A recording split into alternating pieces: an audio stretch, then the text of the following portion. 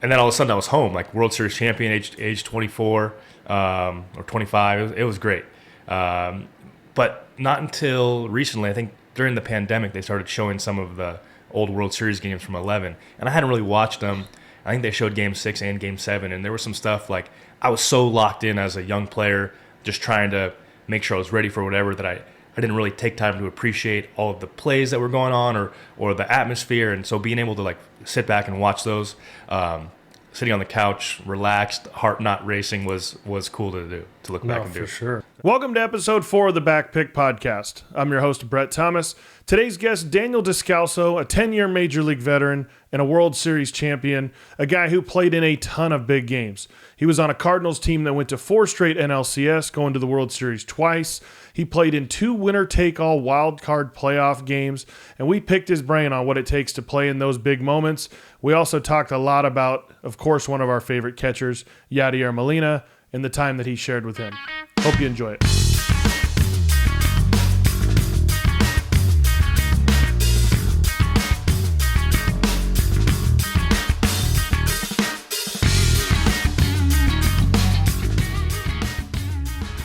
I'm a coach, and I think it's important that we are what we expect our kids to be. So I'm admitting here live on the air that, we failed the first time. Shouldn't say we. I failed the first time. So this is actually your second time here, re-recording in the studio. Yeah, 2.0. 2.0. But, baseball is a game of failure. It's not a game for people who don't make mistakes. It's about making those mistakes and learning from them and not repeating them. So, we're here for 2.0, and we're going to knock it out this time. It's going to be better now. They won't hear that crap we did the first time. They'll hear the refined version. Exactly. So first off, I want to say congratulations getting your degree from UC Davis. Thank you. Obviously, you had a great career there, and then a great, successful professional career playing the game. And I think it's important you go back and you get your degree. We talk to these kids all the time about being the student and student athlete, and talk a little bit about the importance of going back and getting your degree when reality was you didn't have a need for it. Yeah, I think it's something I always told people, I'm going to go back and finish when I'm done playing. I had an opportunity to sign after my junior year, and it was something that I couldn't pass up. School was always going to be there for me, and I wanted to go play, and so I took that opportunity and was going to take it as far as I could, and it ended up, having a great career. So I wanted to go back and just, set an example for, my kids, my family, other people that it's never too late to finish something that you started or to undertake a task or something that might be difficult. I'm not going to lie, it was pretty daunting going back into a classroom setting after 15 or so years, and there was definitely some anxiety, but with some hard work and a lot of late nights and early morning studying, I was able to, pass my classes and get my degree. So I think just for myself, proving that I can do it and setting an example for others that, it's never too late to finish what you started. For sure. And you did a little bit of help with the baseball team while you were there. Yeah, that was fun to get out on the field a couple days a week in a volunteer capacity and just be with the guys and just watch those kids grow and try to improve and put myself back in their shoes, 16 or 17 years ago, and just enjoy being out and helping however I could. For sure, you're a legend up there. I mean, yeah, Baseball Hall of Fame, Cal Aggie Hall of Fame. So it was fun. I think the guys had fun, and I try not to step on the coaching staff's toes, being a lowly volunteer only there a couple days a week. But I felt like it was a tough year for us. There was a lot of turnover in the coaching staff and player department, but the kids battled, and we were proud of them for that. Yeah, for sure. And I saw firsthand your greatness there. I remember we couldn't get you out when you were at Davis. We had those Tuesday games, and I think we played you guys twice at your junior year, and I think you had 8 hits in those 2 games. I remember I was 4 for 5 at Davis. I think I was 4 for 4 going into my last at bat, and you guys had thrown everything at me that day, and I think finally just said fastball down the middle, let him get himself out. And I don't know what I did, if my eyes got big and I popped it up, but we would get excited when we would play Pac-12 schools. We didn't get that many opportunities. We'd play Stanford on a Tuesday or you guys on a Tuesday. So for myself, I tried to rise to the occasion and make those coaches regret not recruiting me. For sure. You get to a great situation, getting drafted by the Cardinals, obviously an organization that already had loads of veteran talent. You got Pujols, and you had Yadier Molina and Matt Holliday, and I mean, at one point Carlos Beltran was there. So talk about, you now get into pro ball, and your first undertaking is joining a team of really established guys, and you got to prove yourself. Yeah, I think for me, I just wanted to prove to the players and the coaching staff that I could be a winning player, someone that could be relied upon to do my job, to prepare, and someone that they could trust going out there, whether it was a start, whether it was double switch or pinch hit, someone that could contribute to a winning club. And the knock on, or one of the critiques about LaRussa, who our manager, was that young guys couldn't play for him and that he put too much pressure on him. And I had heard that coming up to the minor leagues. And once I got there, I just felt like if I could go be prepared and show no fear out there, that I could earn Tony's respect. And that's what I tried to do. I tried to go out there, and my philosophy, being not an everyday player, was how can I help the team win tonight? Maybe it's have a tough pinch hit at bat. It's not get a hit. It's go up there, battle, put the barrel on something, have a good at bat. If my job is to give David Freese a rest that day and go play third, then I'm going to do that to the best of my ability. So many different ways to impact the game, whether small or big. And so I tried to find some way to help the team win that night. That was always my mind frame going into a game. And a lot of guys hit that point. We always hope it's later like that when you get to the big leagues. But, you'd been the best player on your team your entire life until you get to that point.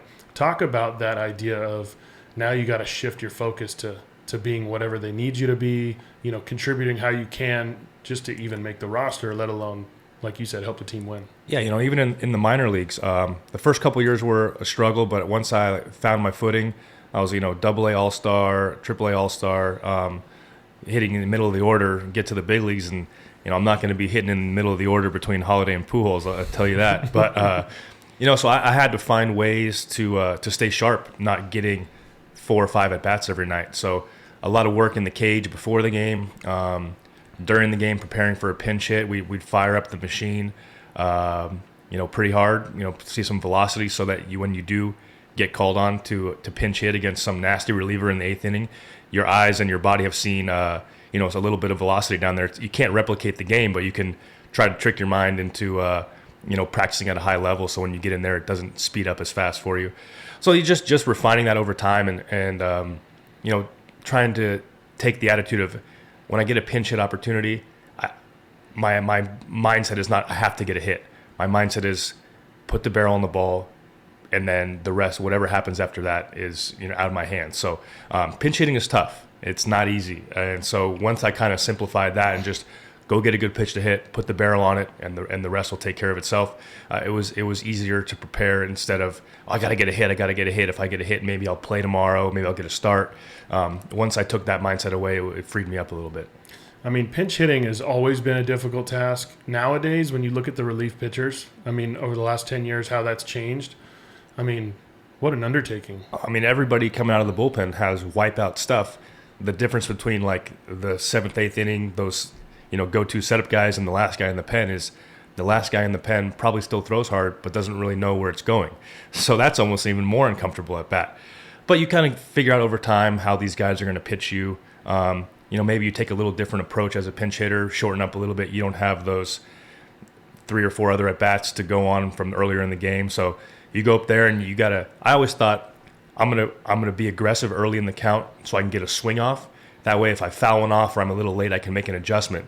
The last thing I wanted to do was take a fastball down the middle. Now I'm 0-1.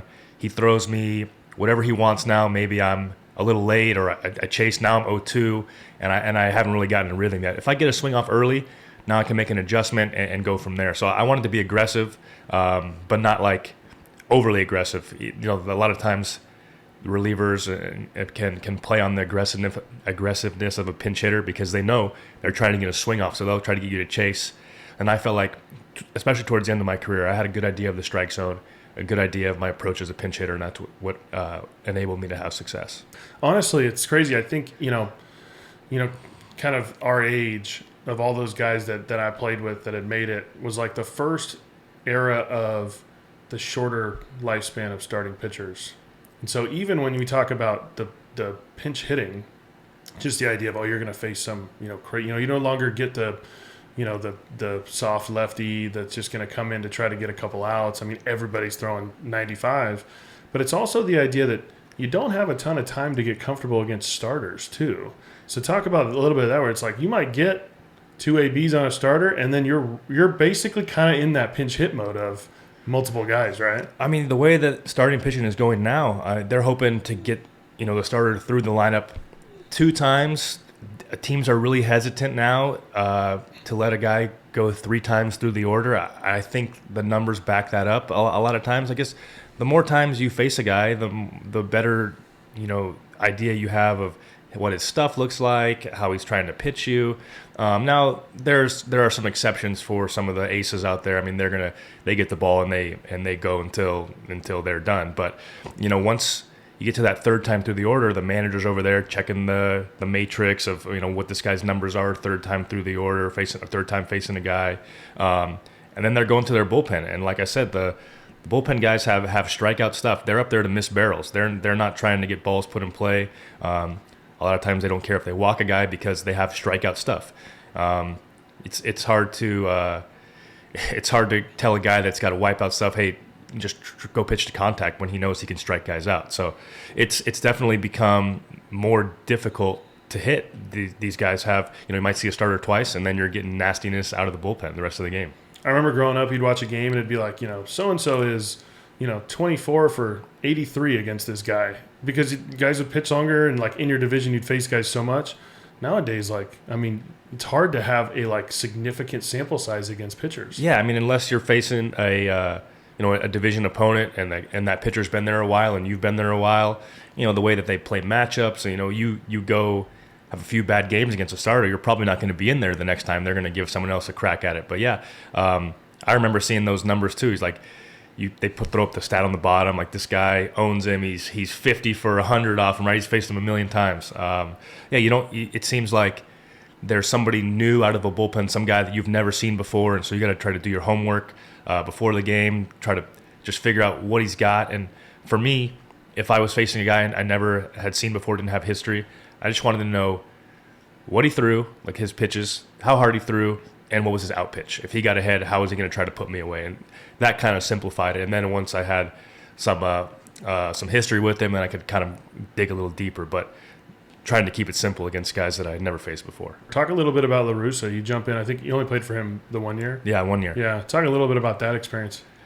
So Tony is definitely an interesting character, right? And I grew up watching his A's team, so I was all pumped up to get my first big league camp invite in 2010. And some of the veteran guys gave me a little warning. They said, hey, when you're in the dugout, make sure you have one eye on Tony the whole time. Don't be BSing around with the other guys. Make sure you pay attention, because there's going to be a time when Tony's going to test you, and when he thinks you're not paying attention, he's going to say, hey, Descalso, you're on deck. And if you don't find your bat, your batting gloves, and your helmet and get up there pretty quickly, he'll turn it to somebody else. So that was good advice.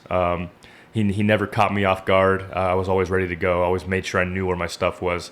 But he had the great ability to see everything. I felt like he could have one eye on the game and one eye on the bench the whole time. They sent a player down one time, one of my first few years, when they called him in the office. They told him, hey, go down. We're going to send you back to AAA. Go work on this, and next time you come back up here, make sure you keep your head out of the stands during the game when you're in the dugout, when you're not playing. So Tony, not only could he watch the game and prepare against the other manager, but he also saw what was going on in his dugout. And one of the things that made him great was his ability to prepare against the opponent. I think this was pre-analytics. He had all his own stats he would do. Sometimes you could see him if we were out to dinner and Tony was at the same restaurant, he'd be at the bar. He'd have his napkin. He'd be writing the lineup out. If this pitcher pitches, we're going to go with this order or whatever. And he would always seem like he was a couple moves ahead of the opposing manager. And a lot of times those managers would try to do things differently because Tony was on the other side, and I think he would get them out of their game plan, and so Tony had won the chess match right there. But for me, it was great to play for a legendary manager. My first time around, I didn't understand a lot of the stuff that he did the first couple months, but as I started to think the game along with him, and I'm like, oh, now that makes sense what he's doing, and I grew to really appreciate him. Do you feel like we don't do enough from a coaching perspective of people watching in a sense, like kind of seeing where your team is at, like what's going on with them? We talk about a lot of these old school managers, like, for us in the Bay Area, Bruce Bochy, like, was so good at bullpen, managing the bullpen and things like that. And it seemed to be more about people and situations more than the numbers. Well, I think, everyone has the same numbers now. No one's really got this secret set of analytics everyone has the same information, right? So I think the best managers out there are the ones that manage people the best now, that put their players in spots where they can succeed, are the ones that have a good feel for their clubhouse and can kind of get a pulse of the team. They know when a guy's hot and when to ride him and when to back off. And I think Tony just had a good feel for that. He had been doing it for so long. He could kind of get a feel for what the game was doing, what the game asked for, and he put guys into spots where they could succeed. And you talk about Bochy with the bullpen. I mean, nobody loved expanded rosters in September more than Bochy. We'd go into play the Giants. They have 20 relievers we have to go over in the meeting. But the guy knew how to use them. And I never played for him, and I don't know him very well, but you could just get a sense from the other side that he knew the right strings to pull. He had a veteran group over there, and he had a good pulse of that team. And I think managers now, the good ones, do a good job of managing people and managing egos and putting all that stuff and figuring it out and just trying to put guys in spots where they could succeed. And obviously the game is trying to shift a little bit back to that because La Russa came back. He's now out, but he did come back, and now Bochy's got a job, again in Texas. So I think the analytics give you some facts to work on, but at the end of the day, we're people. Yeah, we're not robots out there. I mean, if you want to just go straight simulation and play MVP 2023 to figure out the game, and then that's you go for it. But at the end of the day, guys react differently when there's stuff on the line. If it's the ninth inning and in a big spot, a guy might have his heart pounding a little faster on the mound. A guy might get a little more aggressive at the plate, and as a manager, you have to know your players and know those guys and either try to help them or put them in other spots where they can succeed. And I think analytics are great. I mean, I played in an era where that was starting to really creep in. But I do think the teams that do it the best are the teams that combine analytics combined with an old school baseball, a feel approach that pass the eye test. Because when it comes down to it, you got to go out there and compete, whether it's on the mound or in the box. Like, you can't just say, well, I hit this guy really well, so I'm going to go up there and get a hit. It's not how it works. You showed your age a little bit by dropping MVP baseball. It's now the show. I know. I don't play the show, but MVP was a great game. So great. I think the one with Albert on the cover, I might have been like 04, 05. That was a classic one. Incredible. We had the hit game with like the ramps that you'd like oh, hit. Man, that's bringing me back. Dude, we used to, on the road, one of my teammates, Ryan, would bring his Xbox on the road, and we would play. And when the game stopped in like 06, they had to go to like that college version of it. So he even like had created players that had come into the league and like advanced guys, and we had these like leagues going on. Yeah. Oh my God, it was so much fun. It's beautiful. Yeah. So you get to St. Louis your first year with La Russa and, end up winning a World Series. Talk a little bit about that run, kind of what you feel contributed to the success you guys had that year. Yeah. So we get into early August and we're like 10 games back of the wild card, not even our division. And it's looking kind of bleak. I was sharing an apartment with John Jay, and they asked us for like 30 days notice when we were leaving. So in September 1st, we told them we'll be out on like the end of the month because we didn't think we were making the playoffs. There was a pretty famous players only closed door meeting that Chris Carpenter called like early in September. We had made some big trades at the deadline in July and had kind of stunk after that. So basically the message in that meeting was like, hey, we are not playing like Cardinal baseball. We're not playing fundamental baseball. We're not competing out there. Let's just go out there and let's just play, and whatever happens. Obviously we needed some help from the Braves. They had a pretty epic collapse. We get in on the last day of the season, and we were hot going into the playoffs, and a lot of times it might not be the best team that wins the World Series, but the team that's hottest that gets into October. Once you get into the playoffs, like all bets are off. You know, it's a small sample size, short series. The bullpens are rested. You got extra travel days. So it really doesn't matter what your record was during the season. We go in there to Philly, knock off the number one seed in the NL, and then play a team in the Brewers who we're really familiar with, we had played well against during this regular season. So once we got past Philly, we were pretty confident in an epic World Series against the Rangers. David Freese walk-off in Game 6. You know, once we got to that, you know, Game 7 at home, we were fairly confident we were going to take care of business then. And then those 3 days after that, leading up to the parade, are kind of blurry. You know, party, Rams game on the sideline, parade, and then all of a sudden I was home, like World Series champion, age 24 or 25. It was great, but not until recently. I think during the pandemic they started showing some of the old World Series games from 11, and I hadn't really watched them. I think they showed Game 6 and Game 7, and there was some stuff like I was so locked in as a young player, just trying to make sure I was ready for whatever, that I didn't really take time to appreciate all of the plays that were going on or the atmosphere. And so being able to like sit back and watch those, sitting on the couch, relaxed, heart not racing, was cool to do, to look back and do. For sure. Those games, that World Series was unbelievable, that back and forth you guys had. The playoffs, like you said, you were so locked in, you couldn't even really take it in. I mean, playoff baseball is so different. Talk a little bit about that, where it's like you have this 162-game season. You have these plans set to be like, how do we win, 90 to 100 games to get in and give ourselves a chance?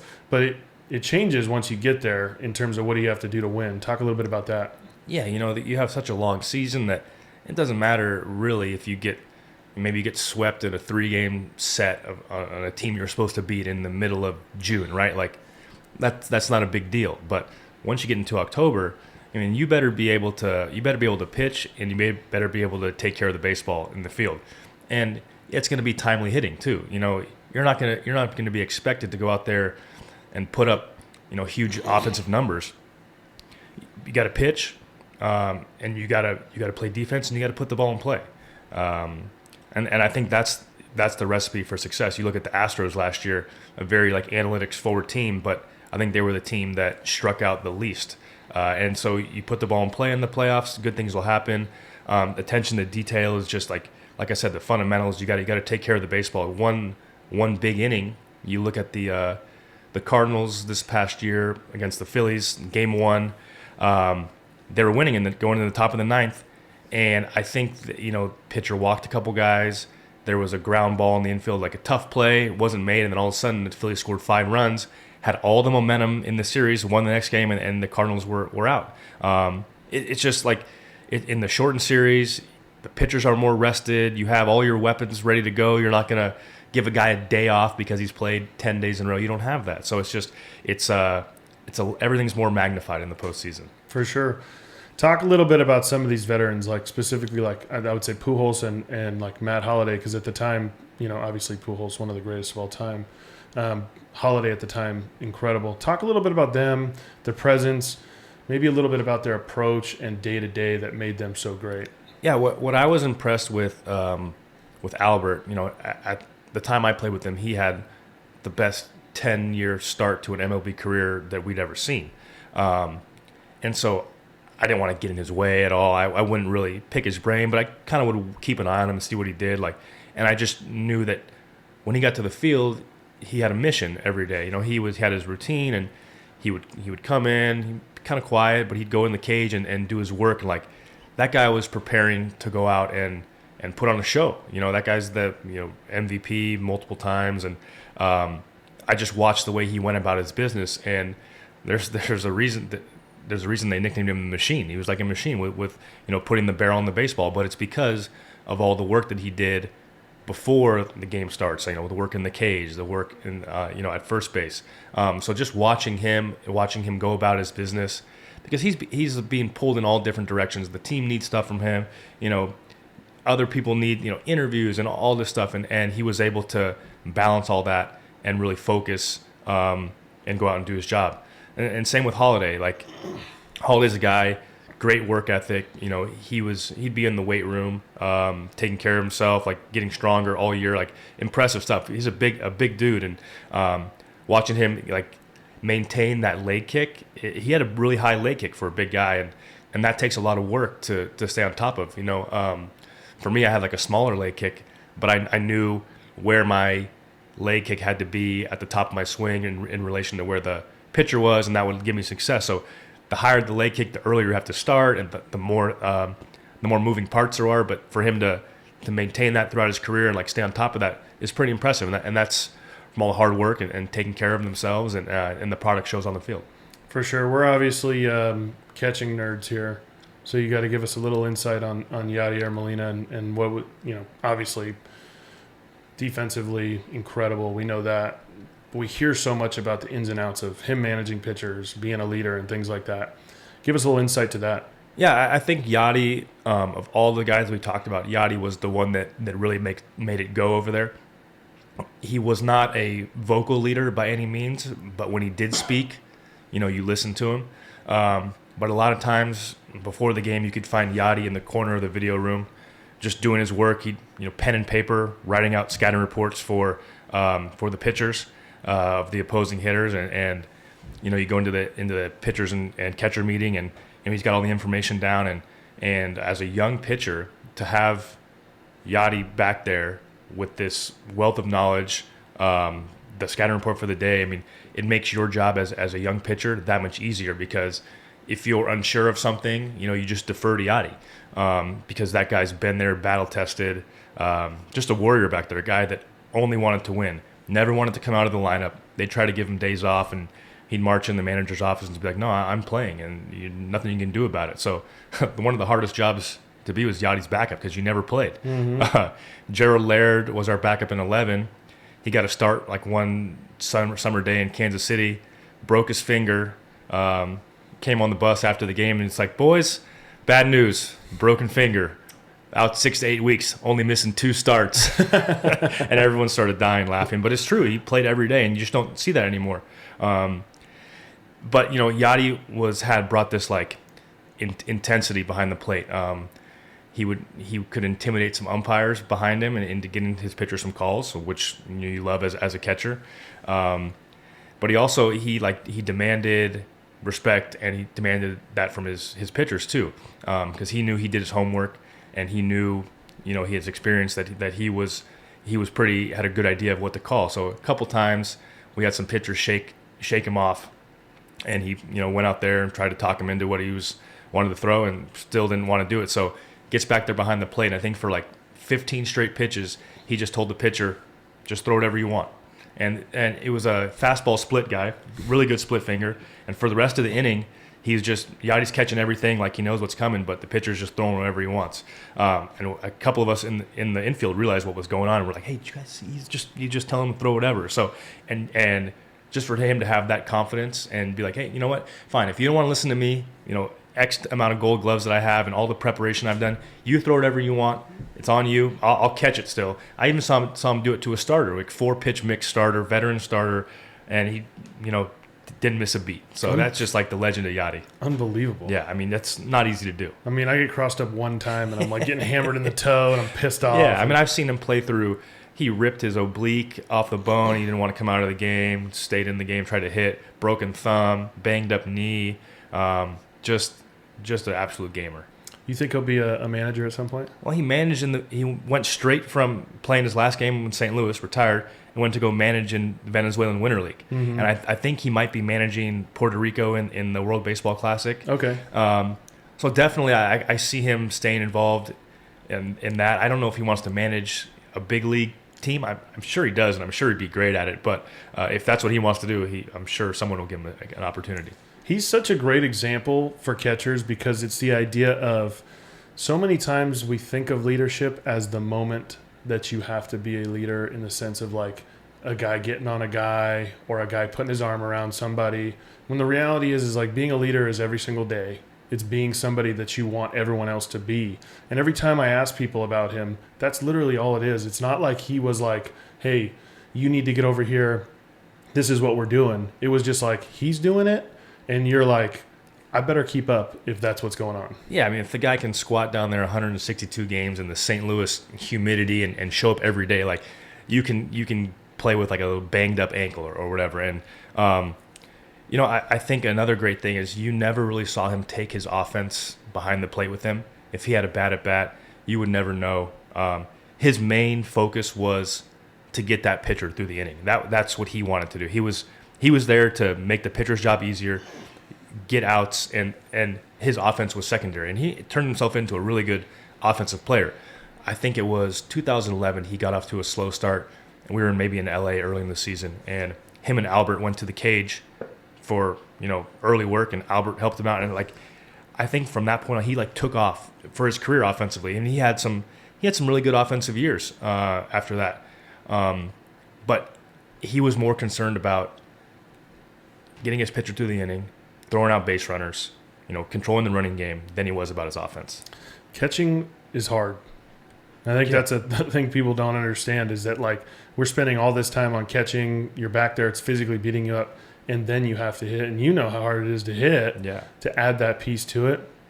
Man, I mean, what a freaking warrior that guy was. I asked Mike Matheny one time. I was like, as a catcher, seeing so many pitches come over the plate, that you're receiving. I asked him if he thought that helped him as a hitter at all, and I don't know if he kind of thought about it. And he said, I don't think so, because I'm so focused on that as from a catching standpoint. I'm not looking at it like I'm a hitter. I'm just looking at it like I'm a catcher trying to set up this hitter and get outs and stuff. So it wasn't looking through it like offensive standpoint, and that made sense to me. The one nice part about being a catcher is that you know it's coming. yeah. That's the part. And it's still hard to catch sometimes, right? I know, but that's the part where it's like people are always like, "You're back there." Tim's like, "I know what's coming every single time. If I knew it was coming every time, offensively, I'd probably be a little better hitter too." Still hard to hit, for sure. But at least you could lay off some stuff. Exactly. So you had obviously a great career with the Cardinals, and I mean, I can't believe I looking through some of your stuff and I forget you guys went to the NLCS 4 straight years. Yeah, I mean that's pretty amazing. Just look at the talent we had on that team. So Albert leaves in 11. After the 11th season, we bring in Carlos Beltran, who was awesome. I had only read stuff and watched him play, and people had knocked him. They said he played lackadaisically and didn't care. But I come to find out that guy cared a lot, and that was he just made it look easy, because that guy was built to play baseball, and that guy put a uniform on. I'm like, wow, that guy was born to wear that uniform. Just could turn it on in the outfield and still go get balls. Great at bats at the plate. Loved to talk hitting. He would just come in the cage when some of the young guys were there and just talk stuff, talk drills that he used to do, talk approach. He was really good at picking up pitches, pitchers' tips, to the point where he'd be like, hey, when he brings his hand when he breaks his hands, you can see his changeup grip behind his back. And I'm like, Carlos, if I'm looking down there while he's throwing the ball, I'm not going to be able to pick it up back here. So, I mean, I tried it a few times and a couple times it worked, but he would see the littlest things, and whether it was actually true or not, he believed it, and you could tell he went out and banged. So, but just those, Chris Carpenter, Adam Wainwright, Berkman, great players, young guys Freeze, Alan Craig, John Jay, and myself, guys that weren't household names but contributed on a nightly basis. Rafael Furcal was on those teams. Brought in Octavio Dotel to get righties out. Jason Mott closing games. We had a great team. We still had to go out and win. But I think that experience in 11 and getting into October and having that success kind of carried over into those next 3 postseason runs. I mean, you think about all the players that play this game and hope to make it to the playoffs, and in your first 4 years, you're going deep. Yeah, I mean, it's almost felt like that's what we're supposed to do. And I know that's not the case, especially looking back now. But it just felt like, all right, we're going to find a way to get to the postseason, and once we do, we know how to win in the postseason. So we're at least going to get to the NLCS. And we ran into the Giants a couple times with their good pitching and defense, like we talked earlier. But yeah, we just felt like we had the players and the experience to make it through that 162 game grind and get into October, no matter how we got in. And then once we were in, all bets were off. Yeah, you guys knew how to play when all the cards were on the table. Exactly. Yeah, for sure. So you then go on to play for the Rockies. Talk a little bit about that transition. Obviously, you'd only known the Cardinals organization and a great, obviously, culture that you're just talking about that had been created there. Now you got to shift. Maybe your role changes a little bit. What they have expectations for you, total different clubhouse. Talk about that. Yeah, so I went from Cardinals, where I had been considered a young guy. I had been there for 4 years, but I was still on the younger side. We had a lot of veterans there. And now I go to the Rockies organization, where all of a sudden I'm a veteran over there. We have, Troy Tulowitzki, Carlos Gonzalez, LaTroy Hawkins was there. So there were some guys that had more time than me. But, I was, Justin Morneau, but I was considered, a veteran over there. And we had some young guys that you could tell were on their way up and were going to be impactful big leaguers. Nolan Arenado was just coming into his own, DJ LeMahieu, Charlie Blackmon, Trevor Story in 2016. So we didn't win very many games, but you could tell like these kids were out there like learning how to play, learning how to compete at the big league level. And so for me, I wanted to have success individually, obviously, but I also wanted to pass any knowledge that I had gained from my previous experience with St. Louis and a winning team and pass it on to these guys. So it was definitely a different experience, and the expectations of winning and getting to October were not there, and being out of it in like August was weird because you still have 2 months of the season left and you're playing games that don't mean anything. So basically you're playing for a job next season and playing for numbers, which I had never really experienced before. So just a totally different feel, but ended up being great for my career. In 2016, I got to play a lot, had a good year. And made some. I felt like I made some impact over there with those guys, and watching them make the playoffs in 2017, I couldn't help but feel like I had a small hand in that. Yeah, for sure. Did you play them in 2017? We played in the wild card game, the worst thing that baseball has, and thank God it's gone now. But yeah, the one game winner take all wild card game after 162 games, you're thrown into a game 7 with no 6 games leading up to it. The rosters are all messed up. You got a bunch of starting pitchers, special pinch runners, high stress from the moment first pitch is thrown. Thank God they don't have that anymore. Yeah, for sure. I know the best example was a couple years ago. The Dodgers won 106 games, and they got to go play a winner-take-all game against a team that won like 83. And you're like, how is this? What are we doing here? Yeah, at least now I think they've cleaned it up a little bit where you have 3 games. Yeah. If you get into the postseason, you're at least guaranteed 3 games, which is great because you have one bad game and it happens to be that wild card game. Now you're sitting at home with 105 wins or whatever it is. Now at least you can regroup and you got 2 more shots to get it done. So I'm glad that they got rid of that. I know it was entertaining for the fans, not entertaining for the players. Oh, I'm sure. So you go to the Diamondbacks and you are in this game, in this one game playoff, and you did play in another playoff. Yeah, with the Cardinals. We right? played in the first one in 2012. The infamous infield fly game in Atlanta. The game was paused for a few minutes while they were cleaning up all the debris that the fans threw on the field. So yeah, that was a little dicey. Instead of celebrating on the field, we just ran in the clubhouse because fans started throwing stuff again. But yes, 2-0 in the wild card games. Nice. You were a big part of the one with Arizona. Hit a home run in that game.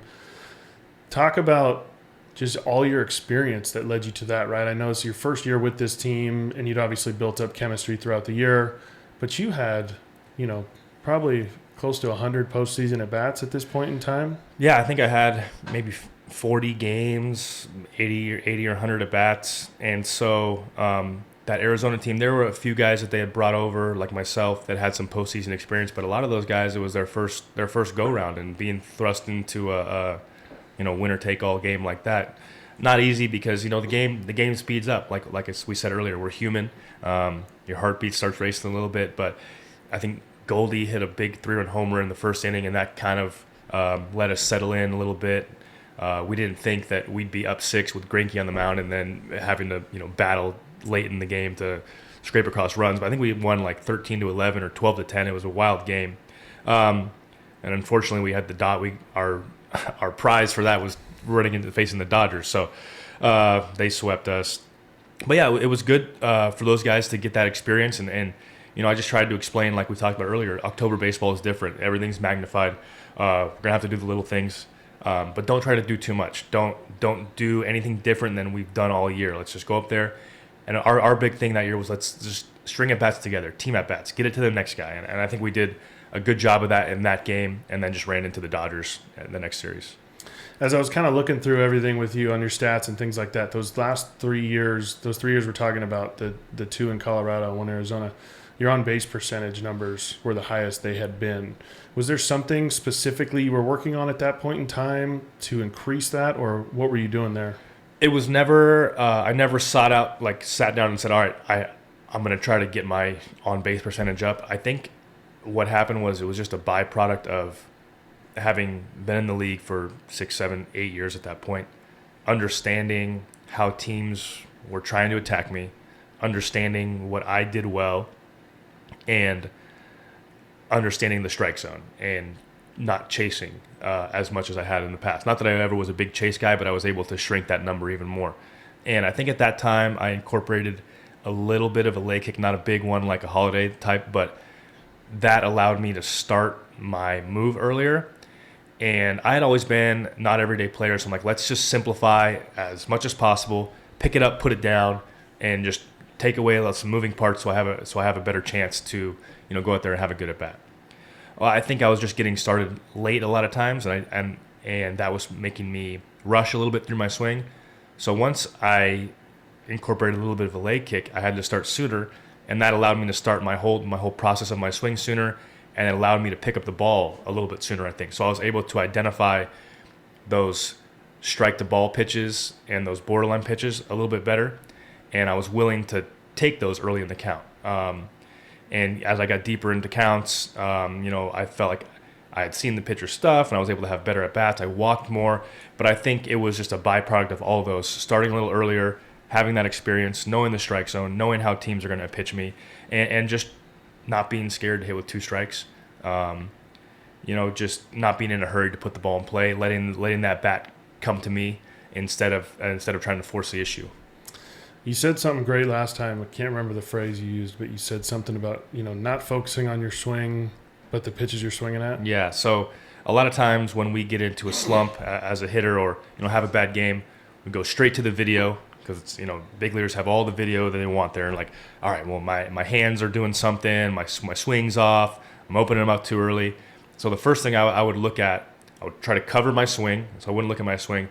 What pitches am I swinging at? What pitches am I getting at? Did I even get any good pitches to hit that night? You might go through a game or two and not have any really good pitches to drive. Like maybe the pitcher is just on a bunch of borderline strike pitches, or the guy's painting on you. So I would try to look at that first. What am I swinging at? Am I getting myself into poor hitters' counts? Am I making it even harder as a hitter by expanding my zone, or trying to swing at pitches that I'm not going to be successful with? So that's the first thing I would look at, and a lot of times that's the issue before it's hands or mechanics and all this stuff. So I always tell people, I had a good hitting coach in the minor leagues he was kind of an interesting dude, lives in Maui. He would he's kind of fried. He'd be like, it's not your swing, it's what you're swinging at. I'm like, it makes sense. A lot of times we want to dive deep instead of just going to the simplest thing, which is getting a good pitch and putting a good swing on it. If we're not getting good pitches to swing at, we're not going to be able to do damage or have good numbers. So a lot of times I would just check that first.